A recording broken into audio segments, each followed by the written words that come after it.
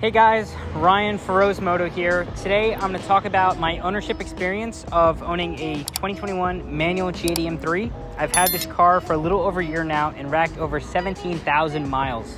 Let's take a look and talk about it. A little bit about the car. It is a 2021 Alpine White on Black G80 M3. This is a base manual with around 480 horsepower and 406 foot-pounds of torque.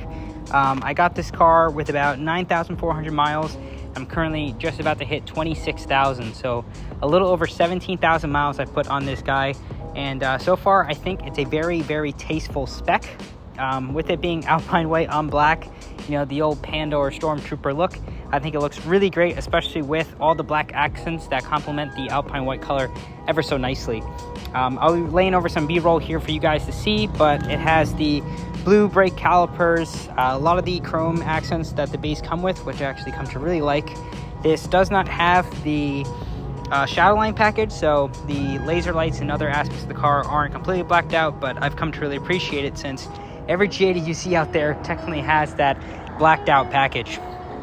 Other packages I have on the vehicle include the executive package, so that comes with the powered trunk, open and close, the gesture control in the car, which I don't use very much, the heads-up display, which is very nice, that I appreciate, and some other creature comforts that go along the way. Another is that this car came with the competition wheels. I have those as my winter set that I have with my all seasons Michelin Pilot Sport all season 4s, and those are a nice black set to really fill out this look. I'll talk about later what I have on the car currently for mods, but continuing with the spec of the vehicle, we also have the parking package. You can see that he has these 360 cams all over the vehicle, which is actually extremely convenient, especially with such a big car going along the way. So that's about it on the exterior. Interior wise, you also have the carbon fiber trim on the car. I think it's a nice sporty and tasteful look in the vehicle, and it definitely looks to part, and it's exactly how I would do it if I were to spec one of these things. All right, folks, so now we're going to talk about the mods that I've done to the vehicle. So from most obvious to least obvious, I will go from there. To begin, we have my set of Apex Forged VS5 RSs. These are in the brush clear and are in a 19x10 ET12 all around. I'm also using 12.5 millimeter spacers to give it the nice flushed out and aggressive look. Next I have are a staggered tire setup. It's currently what I had from the previous owner, so I've just been using those in the meantime, and once they're done, I'll commit to a complete square setup with a much better and stickier tire. As you can see as well, the car is slightly lowered. I'm running the H&R Sport Springs that I installed with my neighbor Eric. Thank you so much, as well as the Millway Uniball or Monoball adjustable camber plates. As I do intend to drive the car pretty hard and on track, I want to make sure that I have enough camber so when I'm taking these hard twisties and turns, I'm not completely destroying my tire shoulders. As you see here, I have the, I believe, Airflow or Aeroflow Dynamics front splitter. I got this on sale for 120 bucks, and so far it has proven its worth many times. I think it fills out the nice aggression of the car, especially with it being black. It complements the Alpine White nicely, and it has fared a lot of abuse, and it still looks pretty good. I mean, in pictures and everything, you knit it out up close and personal. It's not the most clean aesthetic part, but it definitely does the job, and I think it adds a nice little bit of flavor to the car. I've also added these IND paint match reflectors. I got those for Christmas when they were on sale. I think it just does a nice thing with the amber delete on the cars, and it makes it look much cleaner. Something you can't see on the vehicle is the mid-pipe exhaust that I put in on the car. I will play you guys a little exhaust sound clip.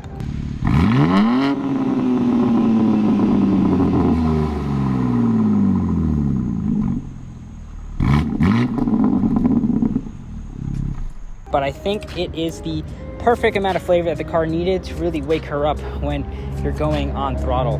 And that is the MAD, Mastery of Arts and Design, single non-resonated mid-pipe. And I've come to really enjoy that nice, strong, and throaty S58 rumble.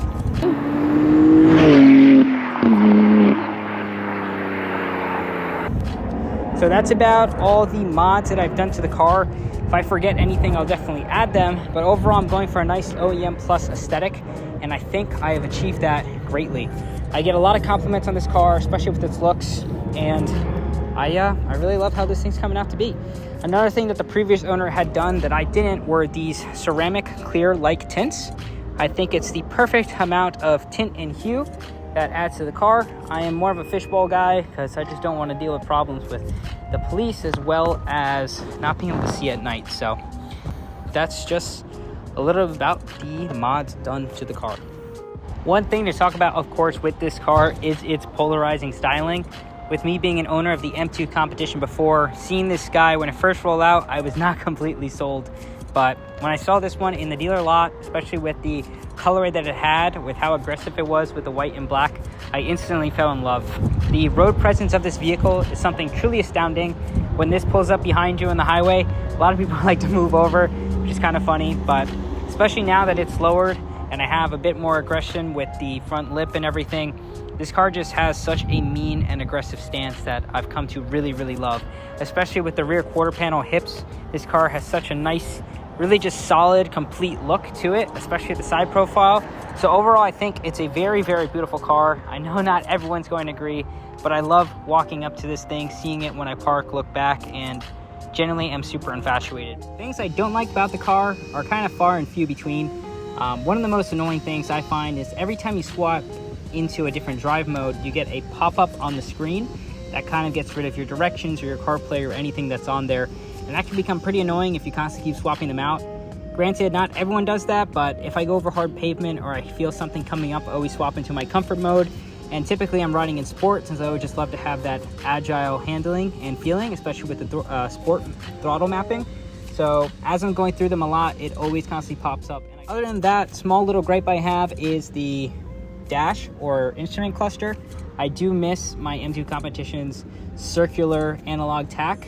Granted, having both sport and the regular mode, they are fine, but you know, it's definitely more in the modern and pushing to be a bit more unique rather than something that we're used to seeing just with the circular ones.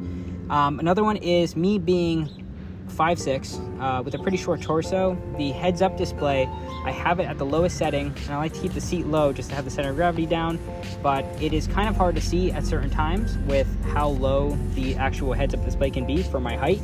So either I'm constantly having to keep my posture perfect to see over it, or I'm gonna have to adjust my seat up a bit so I can see it down there. So small things, but I've come to live with it, and really for this car, for its performance, for its comfort and everything, there's not a lot of things I could zonk it with. And how could I forget one of the most annoying things with this car is the abysmal amount of brake dust. The second I drive off the lot from washing it, they're instantly caked. But to give it to B&W's credit, these brake pads are truly insane.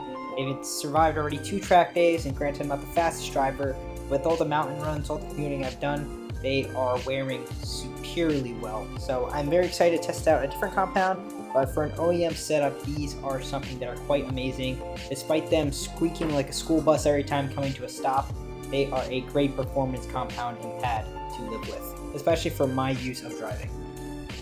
Now let's continue with the rest of this review. Mileage is slightly better from what I've had. M2 competition was around 17 miles per gallon I was having with an extremely small tank. I was filling up all the time, and this guy is not quite as often depending on how I drive, but I'm getting to the upper 18s combined. But when I am cruising on highway, I could definitely get into the upper 20s or even 30s. So this car is truly remarkable, and those are just some things that have come to really bother me. Reliability and maintenance. I have done now 3 oil changes to this car that I do about every 5,000 miles. Granted that I've been driving the car pretty hard and beating on it, I've been doing it a lot sooner than later. The car recommends every 10,000 miles, but if you're gonna own this car and not lease it, and you're gonna be driving it the way it's intended to be driven, I would definitely recommend doing it a lot sooner. And when I'm running this guy, it's Liquid Moly 5W40. I do my exchanges through FCP Euro, and they come out to about $15 an oil change since I do it myself, so it's really not bad. That's one way I'm saving money running this guy all year round. Doing the maintenance yourself, which is not much, but just the little things definitely add up and give you some extra money in your pocket. Only things that have gone wrong with this car is one headlight had a condensation issue. I brought it up to my dealer since I still have warranty until next year, and they were able to replace that part, which was about $3, or not $3, I wish $3, about $3,000, and with labor and all would have been close to like a $4,000 or $5,000 install, which I saw on their ticket. So thankfully that was covered. Other than that, I had a squeaky clutch pedal, as well as my clutch made a squeak noise, putting it in and out.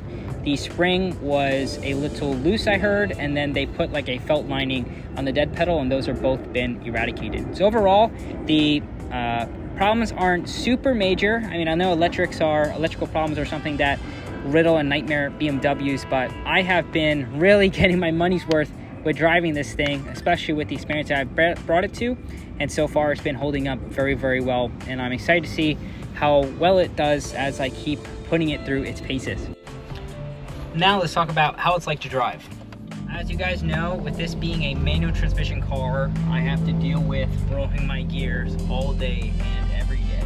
And with people saying online that this manual transmission is rubbery and BMW-y, yeah, that's just how it is. I've come to appreciate and enjoy it. I mean, I don't really have a choice. In the future, I might be changing out the shift linkages or get like a short shift kit, but ideally I get something like a CAE shifter or something a bit more hardcore, since I like going the hardcore route. Overall, this car's experience has been a pleasure to drive. I think the gearing on this thing is really quite perfect. It's nice and short, you have power where you want it, and it's a lot of fun. Third gear gets to around 107 miles an hour, so you can't really wind out the car as much as you'd like, but for day-to-day driving and commuting, it's really not an issue to deal with. A lot of the nannies that the car comes with makes it pretty easy to get around. We have hill assist, the anti-stall, the rev match, which is huge, and you also have the option to turn it off, which is kind of an issue that I had with the M2 competition. The only way I could turn off the active rev match was with turning off my traction control, which can be a little scary with a high horsepower torque monster that has an extremely short wheelbase. But as you see here, it is not a problem, and I have no regrets going this route with the car. A lot of people are like, manuals are slow, which they are, but the engagement that you get with this vehicle is something that definitely brings a lot of life back into the car. I know everyone's complaining that these are super, digital, modern cars, don't give you a lot of feel or anything, but at the end of the day, having the 6-speed with you at your hand as you're shifting and moving your gears every day, it's a ton of fun, and especially with the gearing, as I was stating before, it keeps you really engaged in the moment as you're ripping to red line, which is right up at around 70-something thousand RPM. And another thing to talk about, of course, is this motor. The S58 is a complete powerhouse.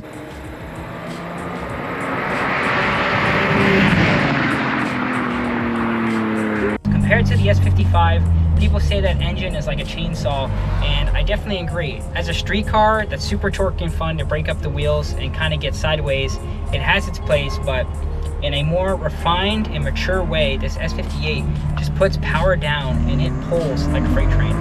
Granted, I had the M2 before, and it doesn't give you all the beats compared to its bigger brothers like the M3 and M4, but this thing just pulls super strong to red line, and honestly, people asking for more power, I can understand in the autos, but for this car, it's kind of one of its bottlenecks.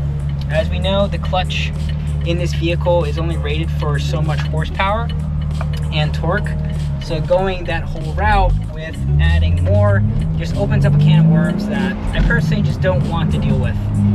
Breaking in a new clutch would seem like not a super fun experience, as well as having to get the clutch, the install, the labor, have to worry about cooling and everything, and it's just not something I'm looking forward to. Biggest thing that I've come to really appreciate with this car is how much I could learn with growing and driving with it. Straight out the box, it is so composed and competent on the road, and especially on road courses or racetracks. So I'm super excited to get the most amount of time I can out of this platform and chassis, and I completely love it. If you guys have seen on my channel, I do a ton of mountain driving, and I love to record it. And this car is just super safe to find the limit, I find, and the limit is extremely high. With the right tire and setup, especially with alignment, this guy can just be flying. And you guys have seen in my videos how hard I push, allegedly, to the limit. But overall, I love it. I love it. I love it. I love it. I love it. I love it. This is a great car. I think that's why we see them all over the place, why they're so popular. G80 is truly, I think, one of the best cars for the money today. You know, with the power and the motor that you're getting, S58 is definitely going to be one of the best tuner motors out there. You know, they call it like the modern 2JZ of some sorts, but with it being as reliable as it is, the mileage it gets, the power, and just the whole experience, it's just something truly, truly remarkable. And you got to thank these BMW engineers for what they've worked with. Next, we can talk about is the weight of the car. You don't really feel it in certain situations, but the biggest part you feel it, of course, is in the braking. So this car, since it's a manual, it's not as heavy as the competitions or the X-Drive ones. We're probably around maybe like 3,800, just shy of 38, but with me in it, you know, we're getting close to that 4,000 weight pounds. So it's definitely not a light car, but with modern cars being as they are and kind of blowing the standard of what's considered, you know, a sports car with our weight numbers, this car can really, you know, do the dance in the business, which is truly, truly remarkable. Infotainment wise, I have the iDrive 8, I believe, or 7. I think it's 7, the one before the new iPad screen. And that's one thing that I was also really happy about when getting this car. My brother has a BMW 330i 2023 or 4, I believe, and that one has the new iDrive, and he actually isn't the biggest fan. So I'm still having the hard controls for AC and everything's easy to look at. We still have the BMW cowl, which I love, which has that nice sporty look, and overall I think it's the last version of iDrive that still has that, you know, BMW aesthetic, in my opinion. Regards to that wear and tear on the car, I think the leather has weared very nicely, and it's definitely a much nicer quality grade of leather compared to what we had in the M2, the F series. That felt like more of a pleather, if you guys know what I mean, and this one's just way more comfortable. These comfort seats are truly, truly remarkable. I know everyone's like, oh, I wouldn't buy a G80 without buckets, but if you're doing the amount of driving I'm doing, and you just want to get in and out, not have to worry, and none of your passengers have to worry, you really can't go wrong, guys. They're super comfortable, as I'm saying. They still have enough lumbar support on track as you're flowing around, and overall, it's not a bad situation to be in. Another thing I forgot to mention that I really don't like about this car is the knee support area, or like this infotainment. It's a hard plastic, and I found on track as I'm pulling 1.5 G's in a turn at Lightning Bolt, I'm slamming my knee into the side of this hard plastic constantly all day. And I got out and I'm like, why do my legs hurt? My legs! They put hard plastic here. I don't know why. I think that's definitely a foresight. They do sell like OEM and Alcantara, like in performance, which just makes like a light foam, but even that, it's like $500 for that part, and it's still not a solution to the issue I'm having. So it's a little frustrating, to say the least. I don't know how they missed that, but overall, just one thing we have to deal with when driving this thing. But it's a hoot. Another thing you guys didn't hear that I added to the car is I hardwired my Uniden R4 Radar, that I also have a video linked in the description if you guys want to see. But it's nice to have that there with the blend mount, and I tapped it into our powered mirror, so we have everything settled there. But that's about it for the driving experience. I absolutely adore this thing. I think it is quite an insane car for the money, especially with how the manuals are doing in the market. The 2021s like I have now, you can probably see in like the low 60s, and for the performance you get, with the practicality of the size and everything, it's kind of hard to beat. So that's just my 2 cents about my driving experience with the car. And there you have it, folks. This G80 M3 is truly the Jekyll and Hyde of cars. I have absolutely had a blast daily driving this car for the past 17,000 miles. I can't wait to see what else more I can unfold and learn with this ultimate driving partner. I hope you guys enjoyed this video. If you have any questions, please drop them in the comment section below. Don't forget to like, favorite, and subscribe. Feroz Moto out.